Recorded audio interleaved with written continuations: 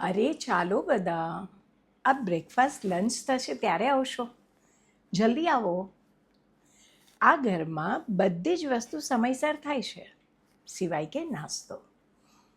ઘરમાં મોટી મોટી મિટિંગો મિનિટોમાં સોલ્વ થઈ જાય છે, પણ જ્યારે નાસ્તાની વાત આવે ત્યારે નાસ્તો વિચારવો, નાસ્તો બનાવવો, નાસ્તો પીરસવો અને નાસ્તો ખાવો બહુ જ અઘરું છે.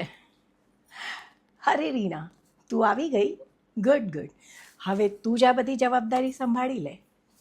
એટલે હું બિઝનેસ, ઘરની અને માલ મિલકતની જવાબદારી સંભાળી લઉં. ઇનફેક્ટ હું જ લઈ લઉં. હું આજે ઘરમાં કરવા આવી હતી એ ધીરે ધીરે કરી લઉં. વચલા ભાઈને તો આની સાથે વળગાડી દીધી. હવે નાના દિયરની વાત, એને પણ નાની બેન સાથે વળગાડી દઈશ. એટલે આ ઘરમાં મારી સામે અવાજ ઉઠાડવાવાળું અને આંગળી ચીંધવાવાળું કોઈ જ નહીં બચે. પછી તો શાંતિ શાંતિને પરમ શાંતિ. અરે બાપુજી, તમે આવી ગયા? આવો આવો, આજે તમારો મનપસંદનો નાસ્તો બનાવ્યો છે, બાજરાના થેપલા અને ઓળાનું ભરેલું શાક. અરે રવિભાઈ, તમે પણ આવી ગયા? આવો આવો, આજનો નાસ્તો તમારી વાઈફે બનાવ્યો છે, તમને જરૂર ભાવશે.